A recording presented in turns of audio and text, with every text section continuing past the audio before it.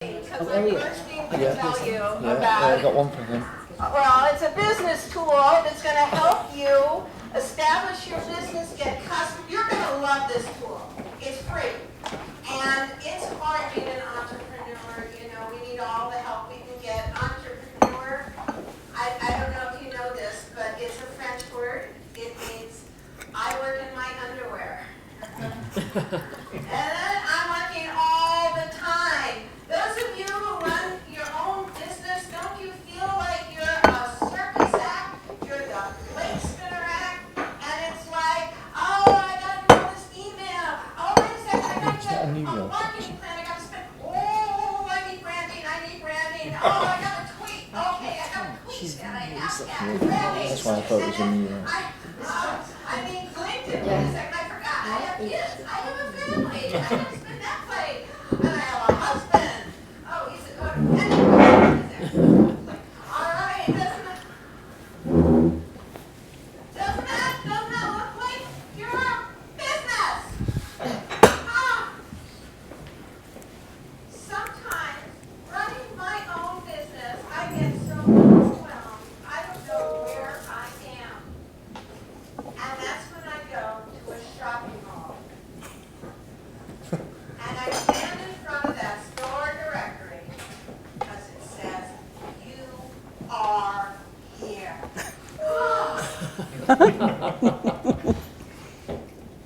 Now, what is here is something very significant. What is here is the message of you. What is right here is your story. And I'm going to show you how to use your story as a powerful business tool for you to stand out in your industry and establish yourself as an expert. And every single person in this room has one. How do you find your message? Okay, here's the secret. It's in the first 4 letters of the word message. You can't spell message without a. That's right. Your story, your power story, is your journey from mess to success. And it doesn't matter what that mess is. Maybe when the time when all the plates that you were spinning fell was in your childhood. You had to survive a terrible childhood. Maybe it was financial disaster or you survived an illness. Maybe your mess is right now. What is it? It's 3 o'clock and you're already 38 Weight Watcher points over goal, right? But here's the thing. It is your mess to success story that makes you an original. It's not your credentials. Everybody leads with their credentials. That makes you ordinary. We all have similar, right in this room. What do we have? We have MBAs and BAs and people who have PhDs and STDs. And well, I got one of them wasn't right. My point is, it's not the fact that you're like a CPA or a COO or a CEO that makes you a BFD. That's not what makes you important. What makes you original, what makes you memorable is that story of how you got to your success. Your mess to success story.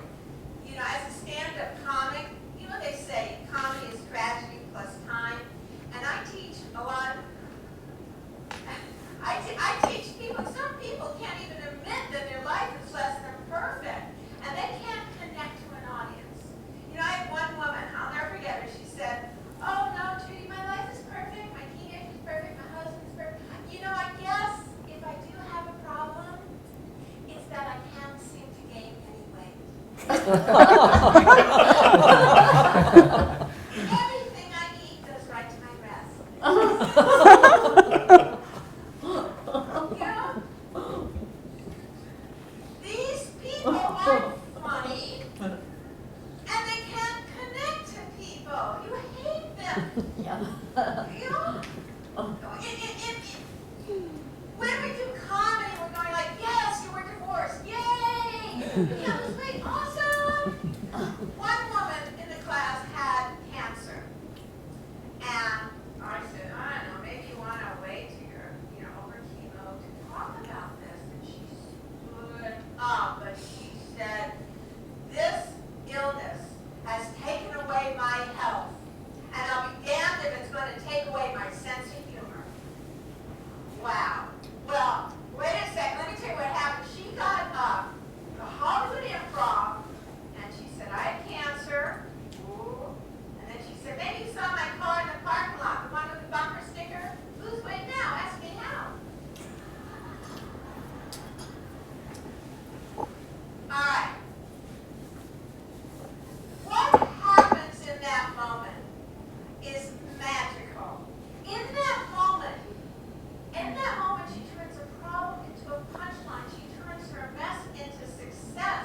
And in that moment, she realized her message, which was one of resiliency and humor.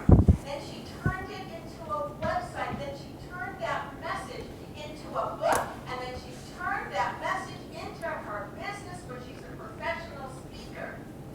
That is the magic and power of knowing your mess to success story. Matter of fact, it's your mess in your life that propels you to your success. Steve Jobs, his mess was that he was an orphan, right? And he felt disconnected from his family. His success was he created gadgets that connect us all. Right here at Microsoft, even companies have a mess to success story. And their mess was that, we started a garage, we couldn't even afford an office. And now everybody buys Office. I had a CPA who I was coaching, and she wanted to speak so she could attract clients to her. But the problem was her speech was so boring. It was like, it was a mind-numbing parade of charts and numbers and graphs. You wanted to poke your eyes out with her. Her mess was when she was 12, her father died, leaving her mother totally unable to handle the family's financials. And the family fell into poverty. They went on welfare. Her mother fell into depression. And at that moment, when she realized her mess to success story, she realized her message was one of empowering women to take financial responsibility. My mess, well, I'm not funny because funny things happen to me. I'm Jewish. We're miserable people, okay? I grew up with a family of screaming and yelling. We had a wailing wall in our living room, okay? And I was so nervous that I could not speak properly. I had a speech impediment until I was 16 years old. I had a speech impediment so badly I couldn't say that word, which is mean. Why do they call something that people have can't pronounce? Does lisp need the SP in it? Does stuttering have to have the really? It's linguistically mean. We should be able to say you have a speech. Oh, done. So I'm humiliated with a speech impediment,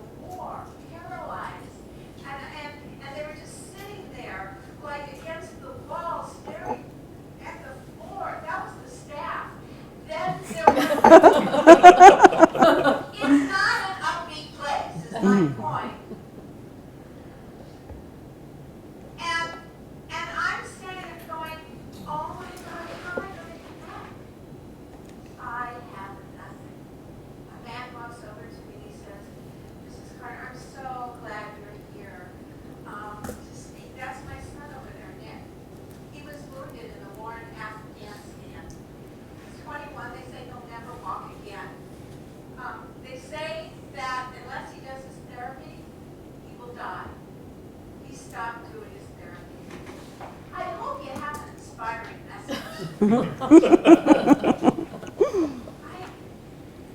you've ever had a time in your life where you had nothing. I had nothing. They introduced me, I got up there, and all of a sudden, a personal story that I never revealed came to me. So obvious, you'll think, duh. But it was my sister Marcia, my older sister, who had cerebral palsy. She was a quadriplegic. She couldn't walk, she couldn't talk. She communicated with facial expressions. Yet at her funeral, there were 200 people. Why? Because they got up one at a time and they shared how important Marcia was to them. That Marcia gave their life a purpose. Marcia made them feel needed. And I walked over to Nick and I said, Nick, do your therapy. You have a message and you need to find out what it is. Well, I went to see him 6 months later. Nick was doing his therapy. And I said, what changed, Nick? He said, Judy, you made me feel that I had a message to tell others next. And I said, really? What is it? He said, never give up. Because when I was wounded, there was a doctor in Afghanistan who said that I will never walk and I will never move my arms. Look at me, Judy. And he brings his hand up and he says, look at me. I can almost give that doctor the finger.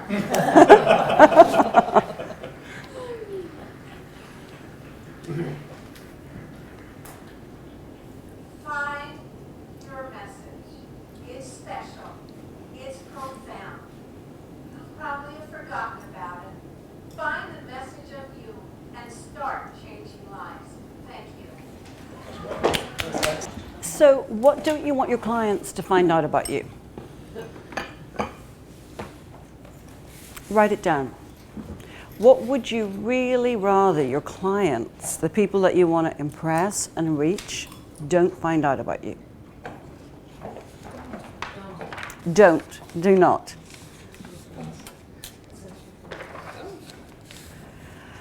What do you not want your clients to find out about you?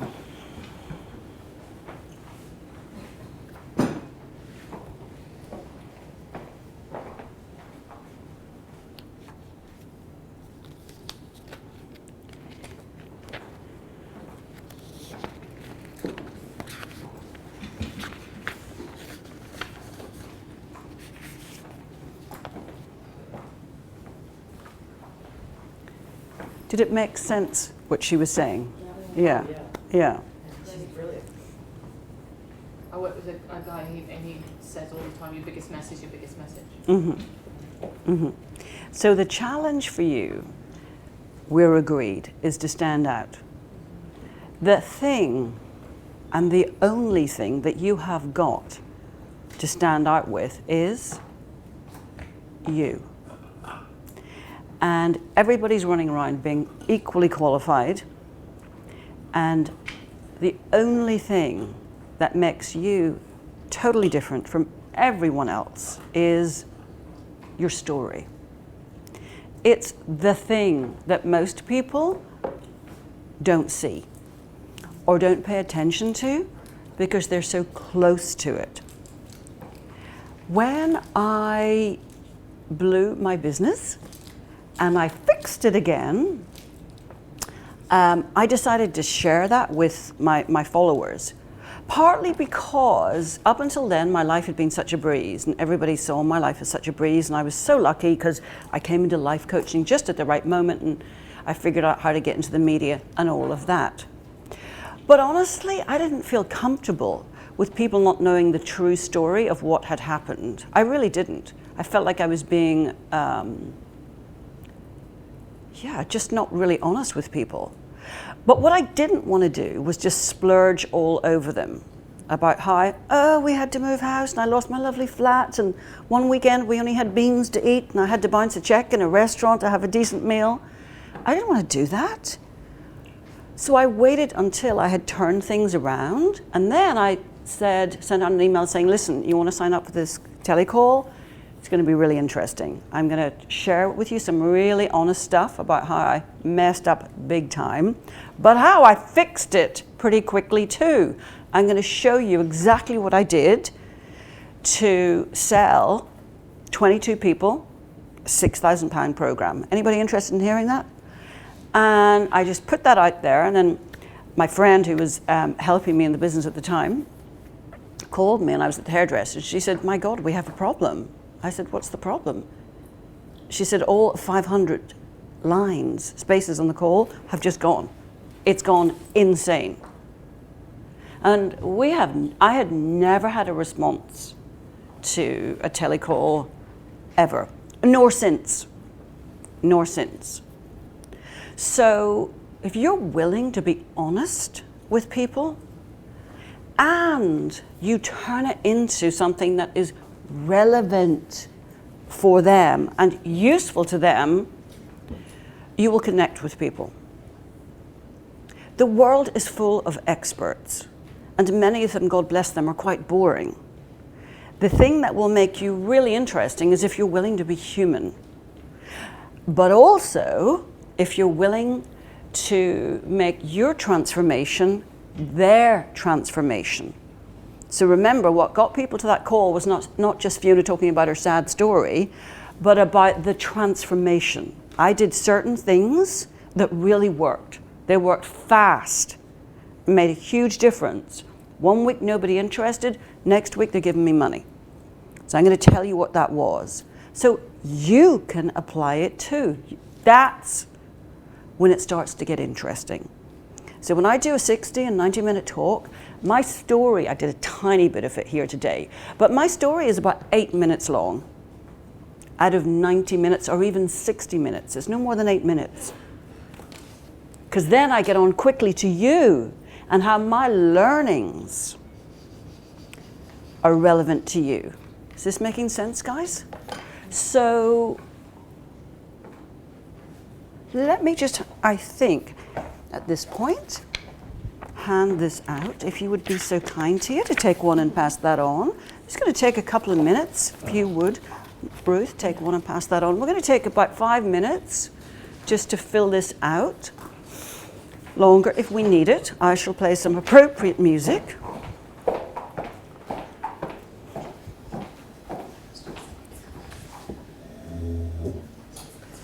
So what you got?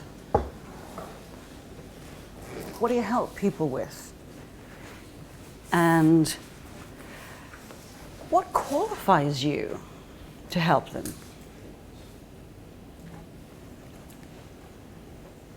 What's your mess? What's your story? Why are you doing the thing that you're doing?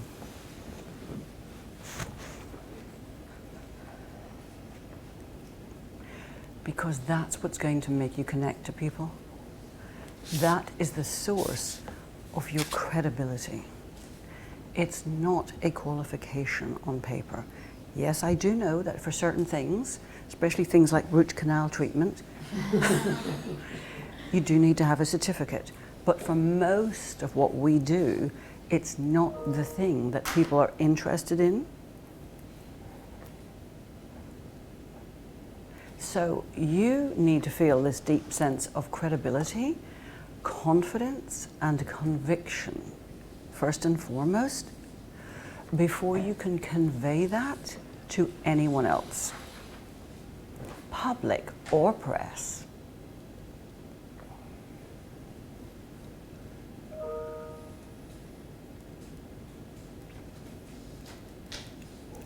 Also, if you're not connected to that source of credibility and confidence, you probably will struggle to promote yourself. Because I'm just going to assume that you're all straightforward people and that you come from a place of integrity and honesty. And therefore, if you don't feel congruent with what you're offering, what you're selling, and what you're saying, if you don't feel congruent that you are well placed, best placed, perhaps, to offer that, say that, and sell that, you're not going to promote yourself in a really positive, powerful way. Can you see that? Mm-hmm. So you've got to sell this to yourself first and foremost before you can successfully go out there and position yourself. Because don't forget, what I'm suggesting to you is that you actually take up a place in the world. You come out of the shadows, you come out of the crowd, and you position yourself in a way where you're visible. You will get criticized. But you have to make a decision whether you're going to come out and share what it is you want to share with the world in order to make the difference in the world that you want to make. You cannot be a secret, remember, and a success. So first and foremost, you're the person limiting yourself. That's the good news. It starts, your liberation, if you like, starts with understanding yourself at a deeper level and why you're doing what you're doing. And you may need to give yourself permission to really, perhaps in private, get in touch with what makes you better than other people doing this. That's the truth. Some of you might not want to hear that, but it is the truth. I've had this secret for years. And I shared it with my son recently, and he said to me, Mom, I'm going to give you some advice. You know the way kids, they know everything. Okay, I'm going to give you some advice now. Don't know whether you'll take it or not, but I'm going to give it to you. Don't tell your clients that. You know when you're doing your talks, don't put that into your talks. Because if you do, people will think you're not a very nice person. So I'm going to share that secret with you now, shall I? Yes or no? Yes. Yes. Right. Well, when I was about 10, I was sitting in the classroom, and we were being given the opportunity to once again enter a writing competition. And I don't know if you remember this, but years ago, we used to watch this film about the story of chocolate. And it was how the ladies in Kenya in their colourful clothes would pick the beans and then carry them in baskets, and somehow they'd end up in Birmingham in the Bourneville factory to be made into chocolate. So we'd watch that film, and then we'd have to write about it, put it into like an essay. Well, I'm going to be honest with you guys. It was always obvious that I was going to win that competition. I knew it. Everybody in the class knew it. And Miss Lavery knew it as well. And I'll be honest, sometimes I used to think to myself, why are we going through this? Can I just have the chocolates now? And the pencil case. So all through my life, I've had a secret. And my secret has been, I know I'm better at writing than most people. I know I can write stuff that works, that connects. And I've always had the feeling as well that if you know that inside yourself, secretly, the thing that you do, the thing that you have, that positions you differently from other people, it actually makes you very powerful.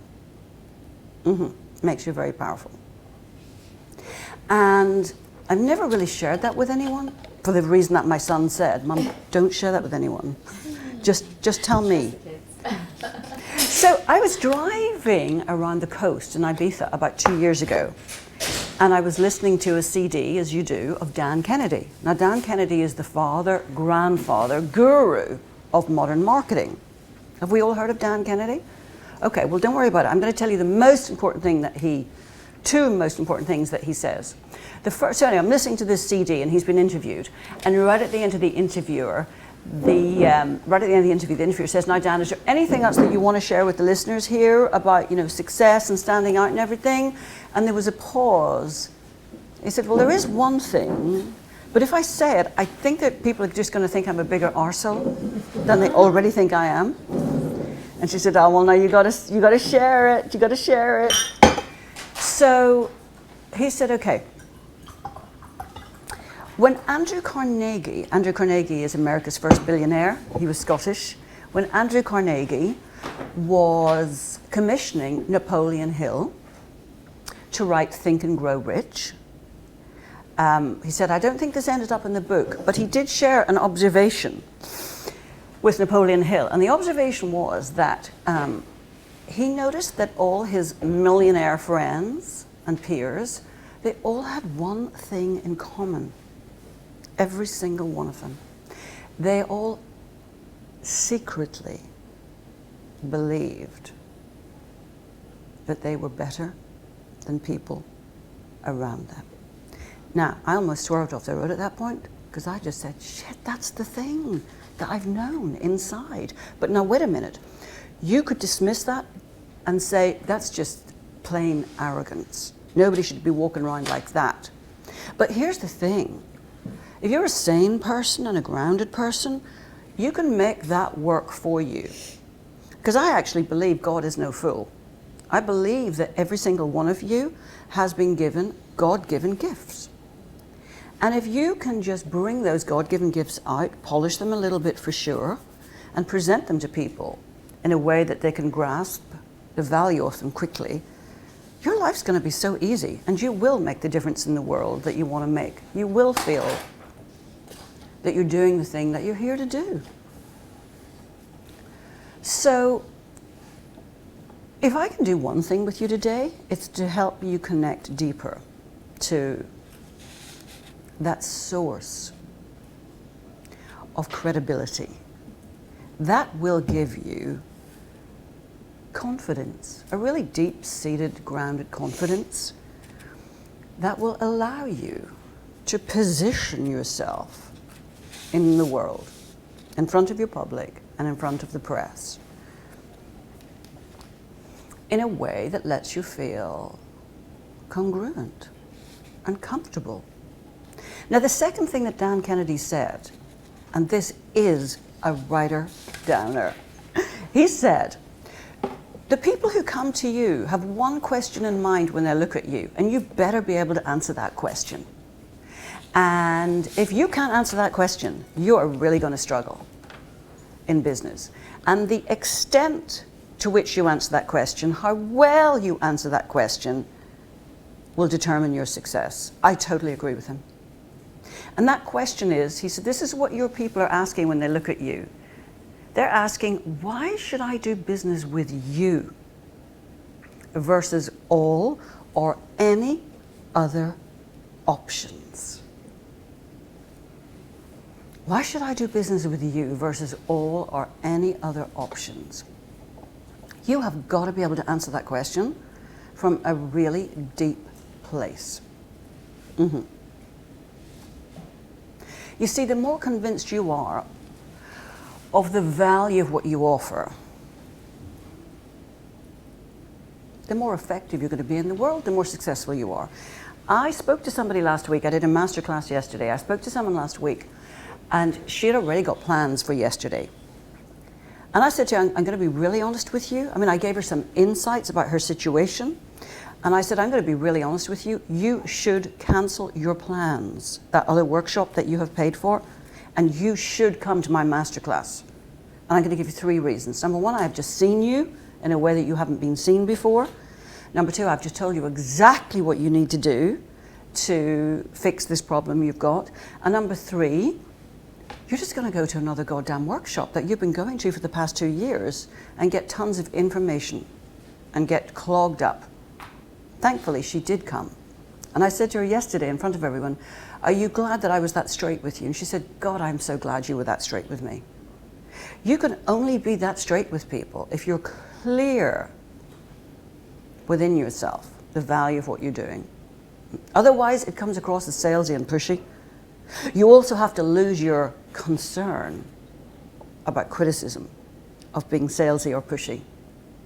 Because if that's what's there for you, if your ego is there for you, if you're so concerned about other people and what they're going to say about you, you can't really help people. Because all you're thinking about is, shit, if I say this, is she going to think I'm salesy or pushy? Would she tell people that Fiona was so goddamn concerned about getting my 127 pounds plus that, that she actually told me to cancel the workshop I'd already paid for? You have to let go of all of that, otherwise you cannot be yourself in the world. And I'm telling you, what people are going to pay you for is being yourself in the world, because it's what everybody wants. They want to be free from restriction, constriction, fear of what other people think. They want to be freed up to be themselves, to really say what they believe, to help people.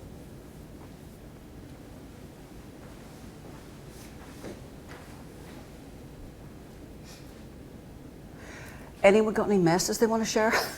They want to share. So, Andrew, what are you doing? What are you helping people with? That's an interesting question. Well, if you take what I'm doing at the moment, Yeah. opposed to what I'm branching out. Well, anything you like. Yeah, so I'm helping people deliver programs, projects, pieces of work, whatever. Yeah. Yeah, so that's what I'm doing Yeah. at the moment, getting things done for people. Okay. And then what do you want to do? Do the same thing but with a different target audience, so small business people as Okay. opposed to big organisations, so focus on more clients. So have you seen anything from making those notes? No, absolutely not. I struggle with that, and I'm trying to work out why. So I'm not. What would you not want clients or people to find out about you?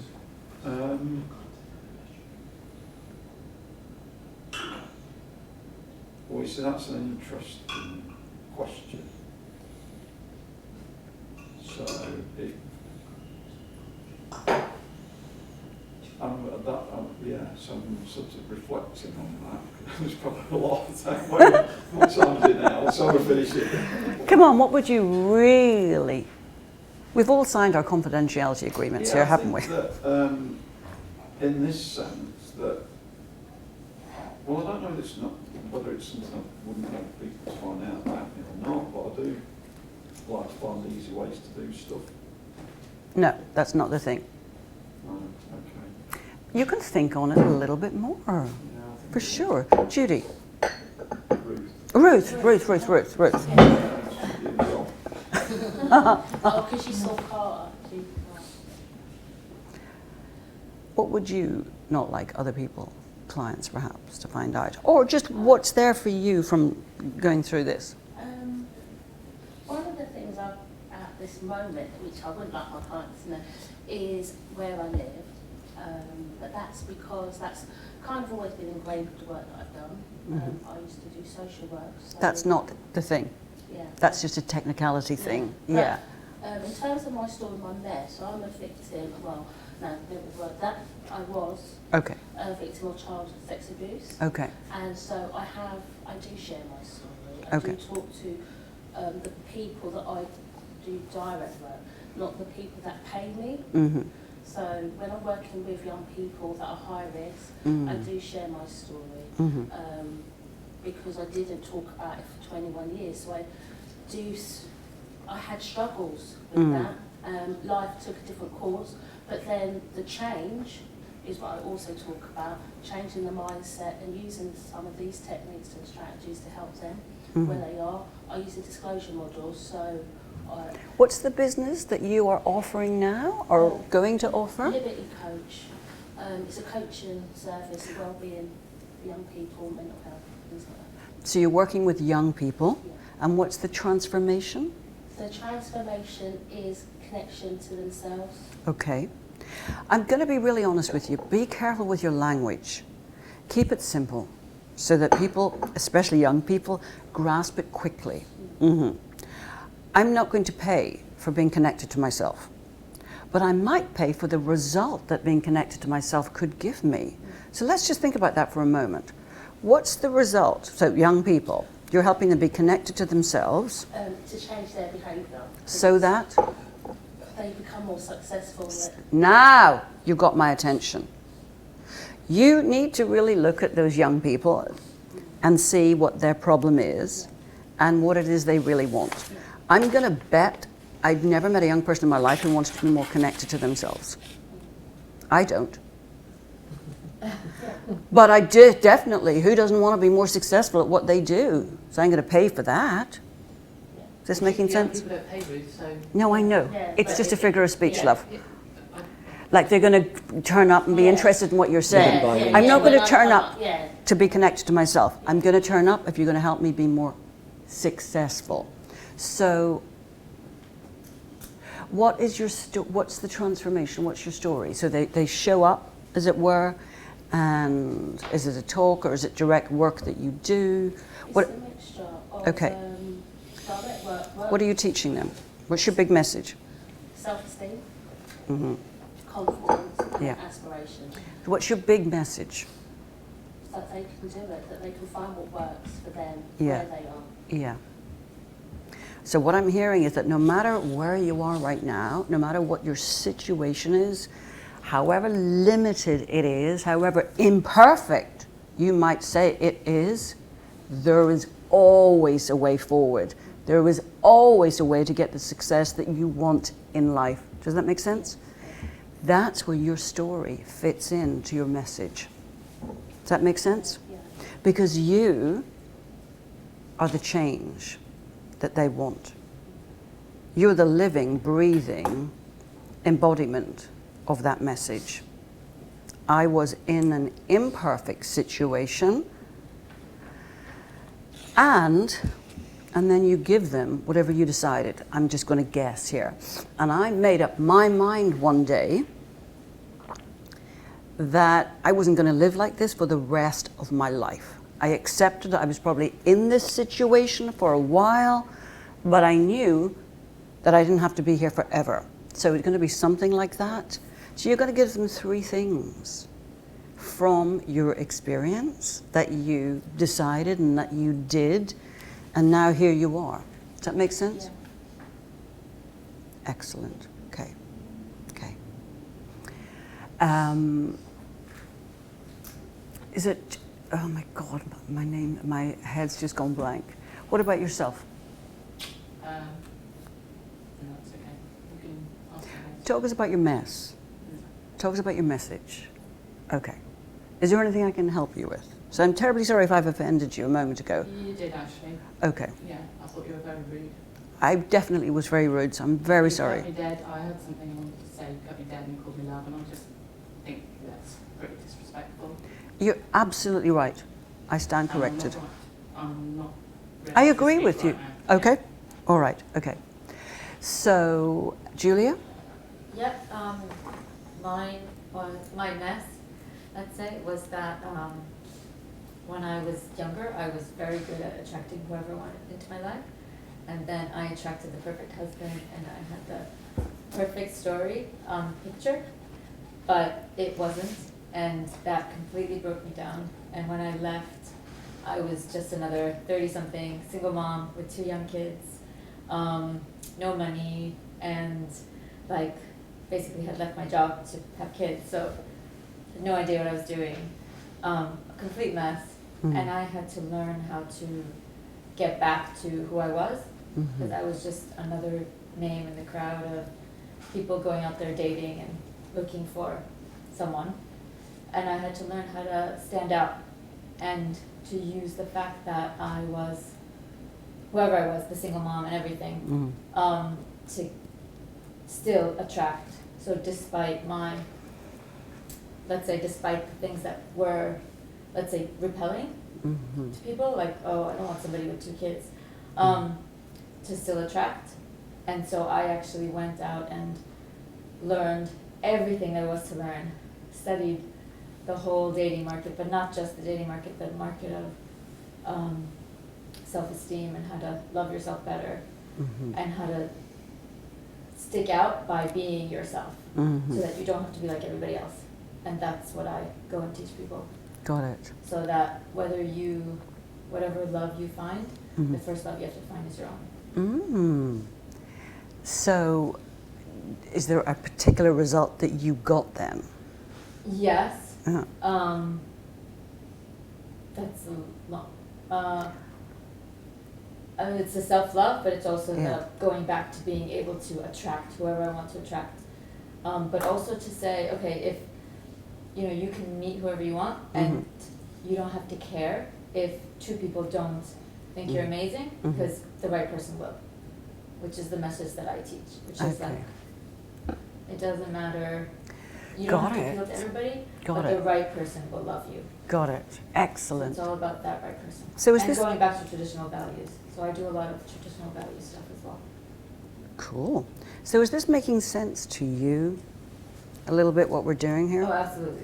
I love this. This story is really good too. Have you been sharing Yeah. your Yes. story, your path to Yes, this? everywhere. Okay. Yeah, but I And- think I could do it better, actually. Yeah. More succinctly, possibly. Yeah. Connecting it to the things that you learned and the things that you now teach as a result. Mm-hmm. Yeah, I start with my story, Mm-hmm. which is actually why when my story isn't perfect, I actually start to worry. Mm. But for me, it comes back to the When you confidence say and self-love. perfect, what do you mean?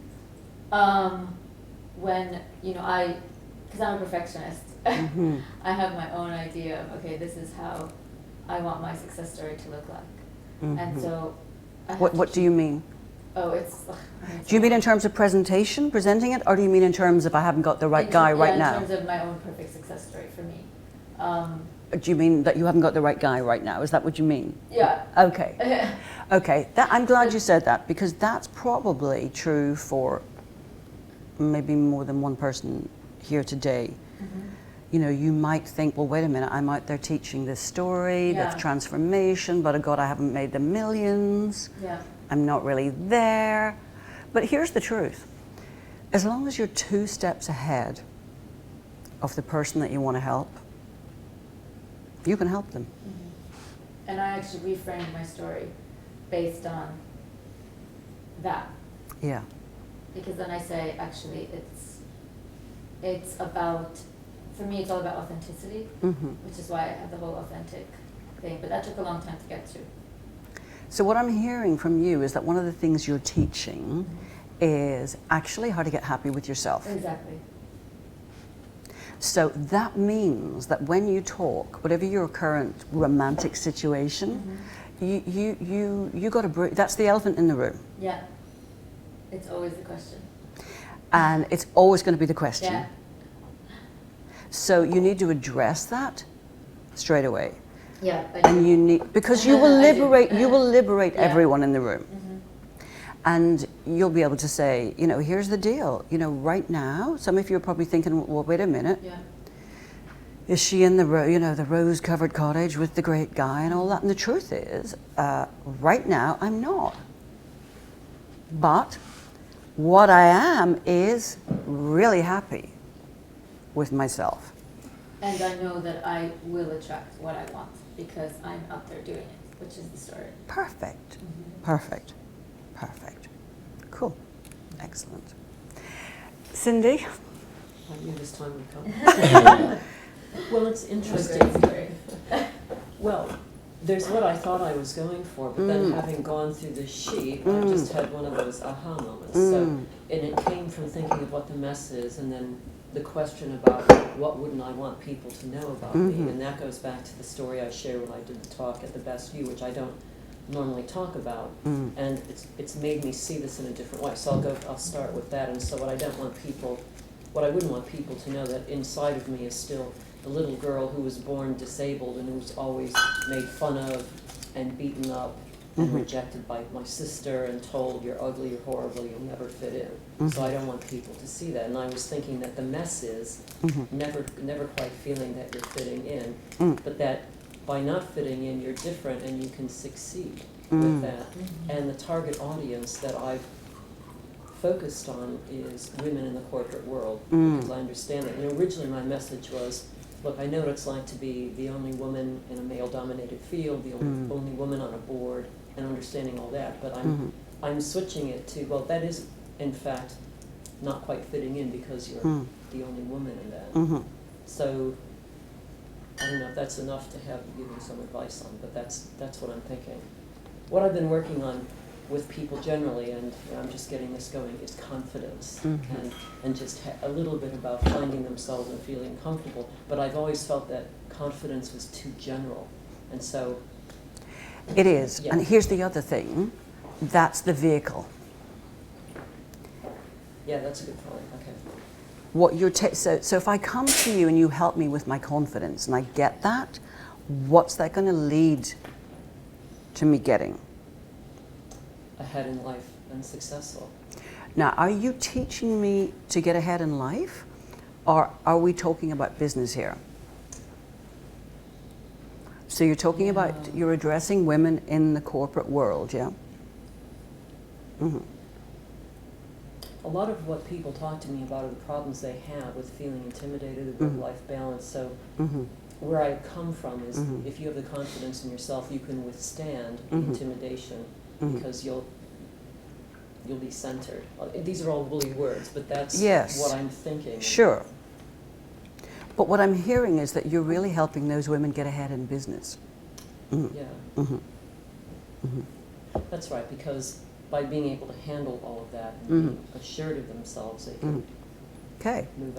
Can I just, it seems to me, and I don't know, because obviously I don't know your full skills, but obviously I've known you for quite a while now, and it seems to me what you're actually trying to empower women to do is to deal with bullying, because what's happening in that corporate environment is bullying. That is where a male-dominated environment is trying to oppress a female and either make them become like males and be aggressive and what have you by bullying it. And what you're actually doing is you're empowering to say, well, actually, you can use these strategies to defend yourself against these bullies. And that ties into your authenticity of the thing that you don't want people to know about. That's really, and that's where the confidence vehicle is actually empowering them, because ultimately, you know, it doesn't make any difference whether you're a man or a woman in business. It's what you get done during that time, isn't it? And I think it makes a huge difference. Yeah. And I think that you have an experience of being, it's almost like the odd one out. Yeah. Okay? But it shouldn't make a difference, that's what I'm saying.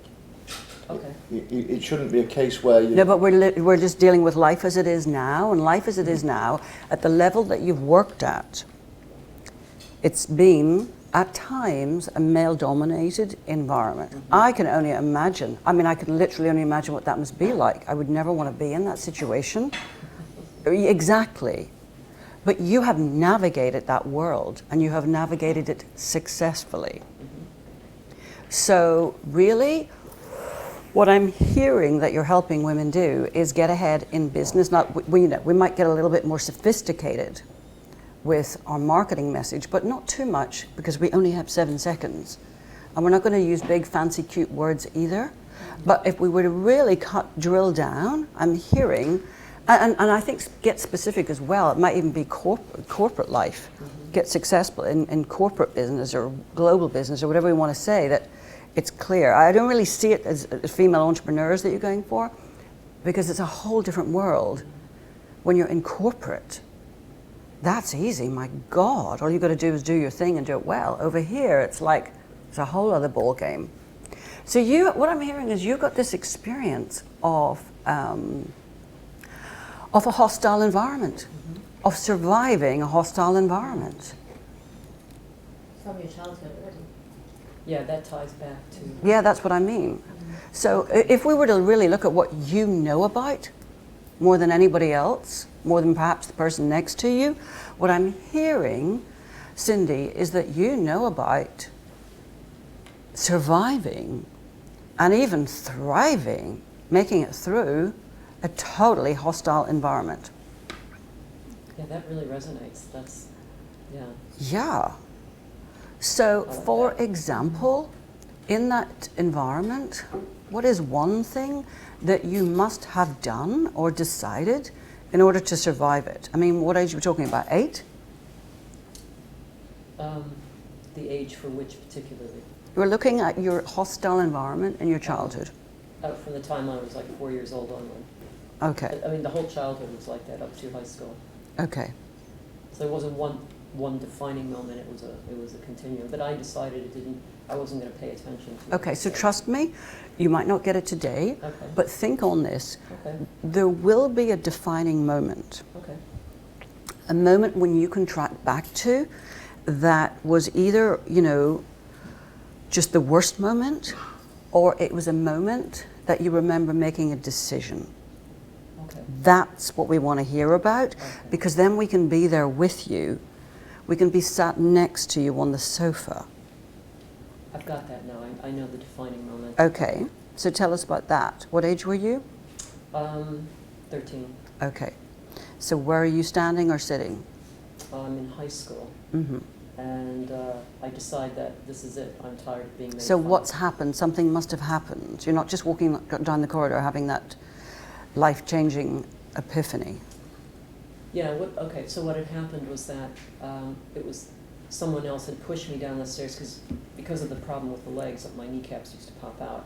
And I tried to do sports and things. So Mhm. once again, I was on crutches, and I got pushed down the steps. And I thought, I'm sick and tired of this, so I need to stand up for this. So if we'd been with you Yeah. at the time, we would have been walking down the steps of whatever school it was, and you would have been on your own. You would have been walking down the steps on your own or with two friends either side? It would have been in between classes, going Okay. from one class to the other, walking down the steps.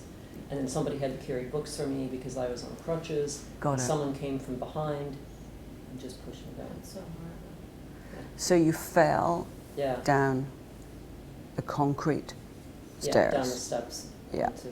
Onto the floor. Mm. And I burst into tears, and I thought, I'm so tired, and everybody was laughing at me. Mm.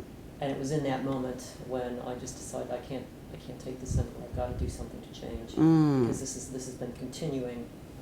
And so what I decided to do was I'm going to be smarter, and I'm going to exceed in school and just try to get away from these kids. I mean, it sounds a bit woolly, but that was a decision. It doesn't sound woolly at all. Okay. It sounds extremely clear Okay. and explicit. Okay. So in that moment, you decided, I'm going to be different, and I'm going to be smarter, and I'm going to be the best. okay, that's your friggin' story. Okay. That's a sensational story. The reason it's so sensational, Cindy, is because you look so goddamn perfect. And it's going to make it very powerful Okay. because you've got a track record of success and you just look like Miss Corporate America. You do. So you're a bit scary because you look so perfect. Okay. No, it's true. Okay, well, thanks. And, I don't know what size you are, but you look like you're about size 8. You've got those long legs going on. You've got the hair. You've got it all going on. You're a poster girl for corporate America. Successful female executive in corporate America. So, therefore, most people will not feel in any way connected to you. Right. Because they'll just think, well, shit, you had it easy, didn't you? I mean, you obviously went from here to there, and then you went there. So your story will be so powerful because of who you are and how you look, quite frankly. Does that make sense to Yeah, you? it does. And just having led me through that, to go back through that one particular memory, Mhm. really focused my mind. So that was really useful. Thank you. Awesome. So your message to women in a hostile environment today is, your overall message is, Be different, be smarter. yes, Okay. and ultimately, you can win through. Yes. You can win through. And here's how to do it. Does that make sense? Yeah. Amazing. Thank you. Pleasure. Okay, Tia, you've been very quiet. What's there for you? Well,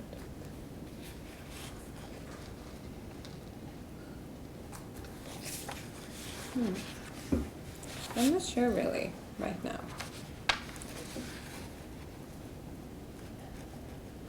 I mean, I feel like the reason I'm doing what I'm doing is because of the children's right to grow. Mm-hmm. And to be able to do that, I believe that when the parents can get along during, for example, custody cases or divorce, Mm-hmm. they can be a good parent and they can give the children a place to grow Mm-hmm. and to really Mm-hmm. continue being who they are. Mm. What breaks your heart? Actually, what breaks my heart is parents that comes to me and I can hear that one of them has abused the child Mm. and that the children has to be in that environment. Mm-hmm. And yeah, Mm-hmm. And when you say abuse, what are we talking about? about sexual abuse. Got it. Mm-hmm. Mm-hmm. Why do you think you're in this area doing this? It's my experience Mm. from when I was a child. Got it. Got it.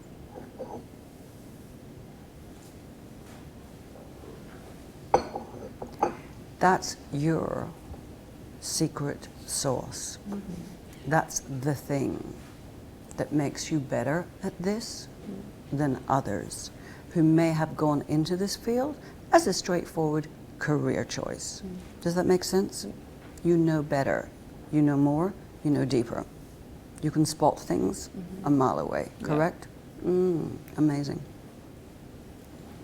Yeah. Does that make a difference to you?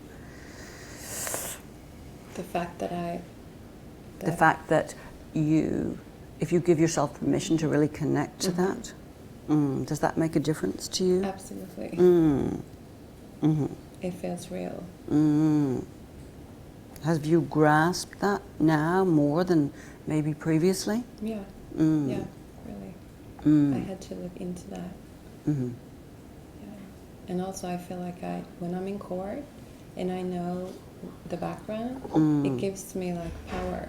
And I feel like I want to be there and want to fight for it. Got it. Yeah. Mm-hmm. Got it. Okay.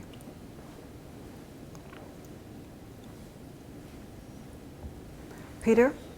Yeah. And then we're going to come to you. Anything you'd like to say? I don't know. I'm just kind of trying to mull it through. I don't. It doesn't. The stuff that we do, I don't really have clients. And Why do you care about what you're doing? Why do I care? What breaks your heart?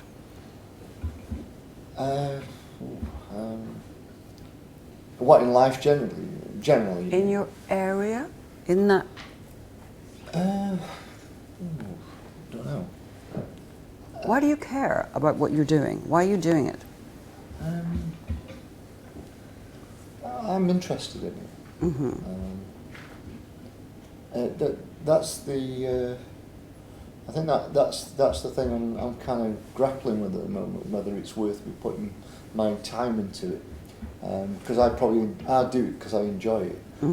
But whether I'd actually make money out of it, I don't know. That's what I'm just mulling over at the moment. Because I thought, and I still probably think that it's part of what I want to do as a business. But to be honest with you, I don't really care if anybody did read what I was writing, because I think it's good, and I think. No, that's different. Yeah. You don't care that they like it or not, or they agree with you, but that's different from wanting to get it out there in front of people. You know, you talk about having this feeling about self-confidence. I know that the thing that I'll do will be very good, and I'll be very interested in it. Whether other people will be really interested in it, or whether it polarises people, is a possibility. But I think if you find something that you do like doing, then you have to push through that, and sometimes it polarises people. Some people won't like what you do, and some people will, and you just have to say, well, it's fine, you know. My issue with what I'm looking at is whether I'd make any money on it, or how I'd make. I'm not quite sure how I'd make the money out of it at the moment. That's the vehicle. It might be that it's a hobby. Yeah. Would you be okay with it I've if got it loads of was? hobbies. I want a business that I'm really interested in that doesn't feel like a business. You know, I want something that I do. Maybe research things all over the world, get paid for it, and enjoy it. You know, and so it isn't a job. It's fun. Yeah. I'm always looking for fun all the time. Yeah. And getting paid for that, you know. And so that's the thing, you know. I'm really interested in the history. I'm really interested in presenting something. Why do you think it's important? In terms of the music and the times where how it links with the music, I think it's because it's socially relevant with what's going on nowadays. You know. In what way? Well, if you take it like the American issue with Donald Trump and Black Lives Matter and all that sort of thing, this isn't a new thing that's just sprang up. It's been going on for years and years, and I think it's an issue that needs bringing back to the fore again. You know, where people actually and they'll want to read about it. And What's the issue? well, the fact that people play the music, everybody loves that genre of music, but they don't tolerate the fact that it's a black person playing it. You know, So what's the music that you're talking about? I'm talking about Motown specifically at the moment, but it could be like the jam or you know, and talking about white. So what's the working impact class. of that music? What are you saying? Well, the music has all sorts of connotations and creates moods and images and so on like that, impacts. And everybody's interested in the music, but when it comes down to the fact that there are two people on the street, one person's life matters more than the other. And so Okay, now for me now you're bringing this alive. Now it's suddenly I've woken up to you. yeah. Now it's relevant and interesting. Yeah. So say that again. Well, that's what I'm fleshing out. It's kind of very nebulous to me at the moment. It's not nebulous at all to me. Right. So just say what you just said again. Just back up 2 sentences. About the two people on the street. Yeah, so you've got two people on the street. The music, they could be musicians, a white musician, a black musician. Everybody loves the music, but they don't see the person. They just, you know. So what's the power of the music? Well, Or the potential of the music? well, the music, everybody loves the music. They like dancing to it. It creates an impact. You know, they use the music for all sorts of things, but they don't socially connect the music with the people. And if they did? Well, if they did, then you wouldn't have any racism, would you? Okay, shit. Yeah. Now I've woken up to you. Right? Okay. Now that's really interesting. Yeah. Well, that's why I find it interesting. Yeah. That's really interesting. Yeah. Well, I don't know. That's the thing. That's another matter. Yeah, Whether I you're don't going to know make how money to- from it. Yeah, yeah. And But I don't know what how you- to do the vehicle part of it. But that's interesting. Yeah, yeah. Oh, yeah. Okay, and yeah. Excellent. How are we doing for time, by the way? 12:47. Awesome. Okay, 10 or 15 minutes. So you are Neil, Neil. and Tell me about you. Tell me what you do, and if any of this is making any sense to I you. apologise for being late. I had something on this morning. No problem. I know this you said he didn't. He's Well, hard, he I've is. just connected everything up for what I want, so it's Hey, transformation is possible. Right? Is that the where's message? Is that the message? That's the end result. So where's the Okay. beginning? Right? So how do we make it possible? And my thing, what I chose and I decided something, Yeah. I was about 9 years old. When I get back to school, I said to myself, "There's something wrong. I don't belong on my own." And I performed, unlike Cindy. It was a similar sort of thing. Unlike Cindy, I had to be a class clown and make out that life was just a joke. So life became a joke. But at 9 years old, I used to gamble when I was about 6, 7 years old, playing cards. And my mother, I used to ask my mother for money. She'd say, "Who do you think I am, Carnegie?" Oh, funny. And it stuck with me all my life because I used to ask her a lot of times for a lot of money. And then You're funny. Then as I got older, I went into pathological gambling. That was gambling without thoughts, just reactive. And it's even beyond compulsive. So that took me to prison, it took me on the streets, it took me to debt, and it took me to that reactive life with everything, with the relationships, with self, in all sorts of ways.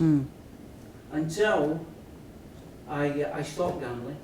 I stopped gambling and found like, a program to stop gambling. I went to Gamblers Anonymous. I stopped gambling, and then I went into education. Right? So I've been kept back. Carnegie, education, into education, and I was doing quite well. I got so far in education, then I was going to go to university. So I done a pre-access course. I had to study someone. So who did I study? Andrew Carnegie.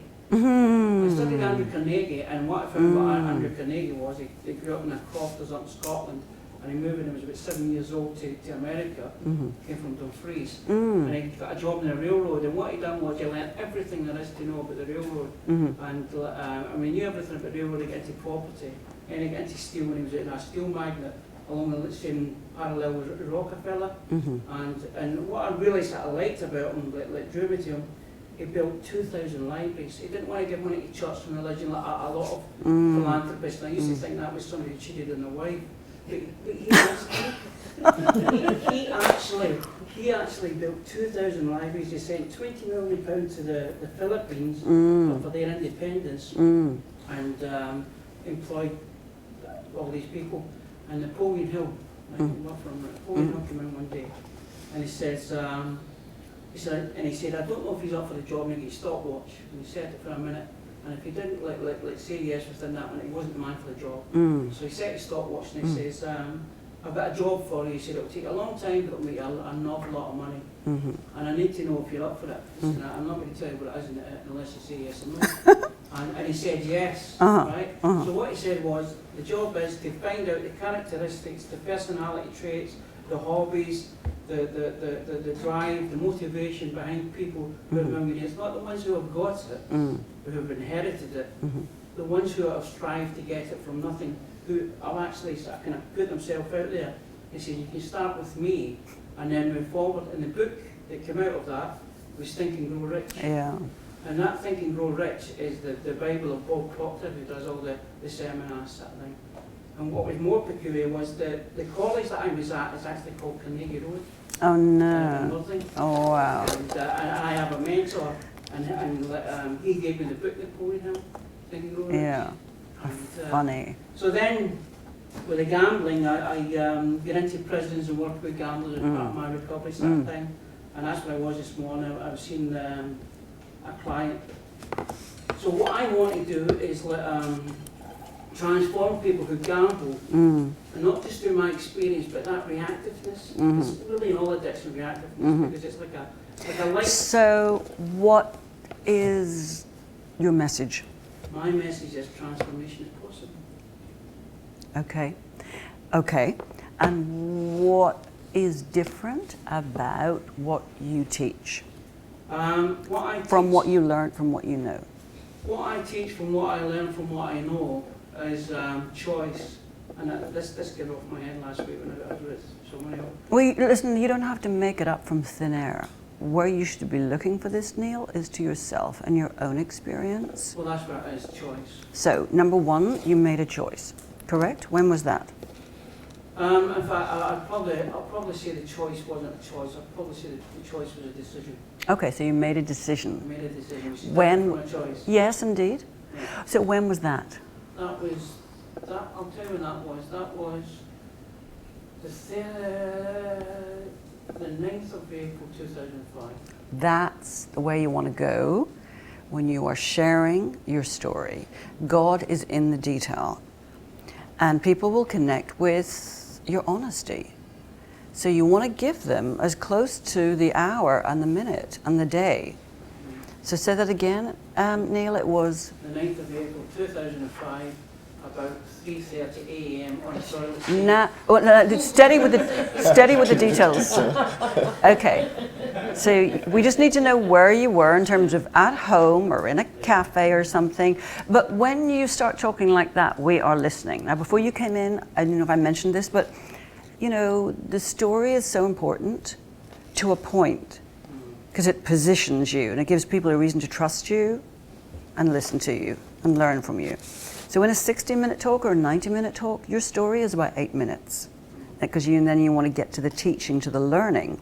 But you also want to be using your story everywhere, concisely and shortly put, you know, on your website and everywhere, so that people have a reason why they should listen to you, why they should trust you. And also, they need to know that you understand their problem. So if you're someone like Cindy and you just present yourself as Cindy, well, and you just present your success, and that's all they see, they'll struggle to connect, because they'll just think, well, what would she know about me feeling so goddamn intimidated, so insecure, and goddamn neurotic? And the truth is, she knows everything about it. But if she just presents half the picture, she's going to lose a lot of people and not have the impact that she wants to have. So I'm loving that detail.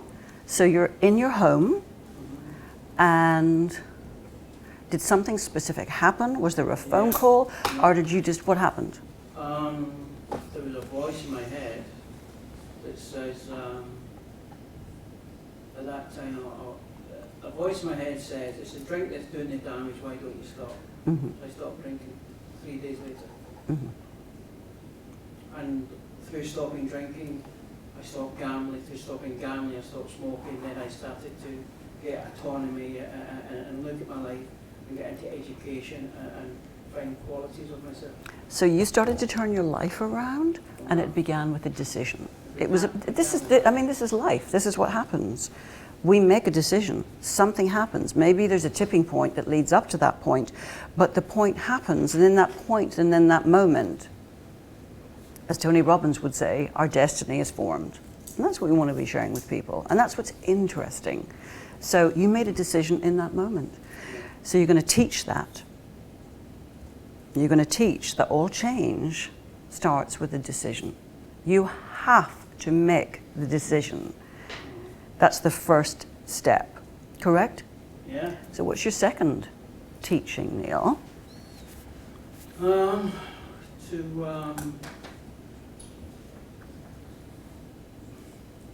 That decision came from a source, Mm-hmm. and that source is the self, Mm-hmm. and that self is a guide which has always been there, but it blocked you off from there. Mm-hmm. And I can help facilitate you to reconnect to your source. Okay, now is that guide a higher power, or is it your higher self within? I think they're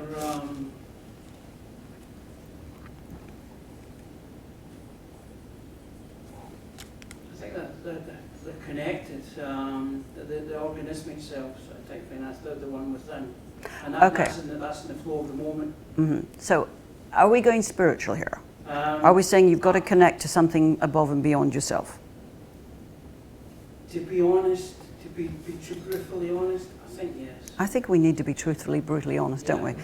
That's fine. I mean, that's what has made, one of the things that has made Alcoholics Anonymous the most successful transformation Well, they body in the world. They come up with a system of inducing a spiritual awakening.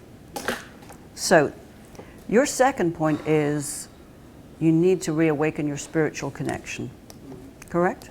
Okay. What's your third point? You're more than what you think you are. You're conscious minded. You're more than what your conscious mind thinks that you are. Mm-hmm. Keep talking. That's not quite landing with me, but The yeah buts would probably be more than I can. so what did you do when you had those moments of doubt? You mentioned the word survival earlier on. I had a survival strategy. Mm-hmm. Did you reach out and get support from anywhere? Yeah. Okay, that's your third point. Mm-hmm. Asking for help. Mm-hmm. Get help. You can't do this stuff on your own. You can't make major change in life on your own. I found that I was doing that particular pre-access course, and I failed at that. And I meditated. I said, God, if this is your will for me, you need to let me know, because I haven't got a clue.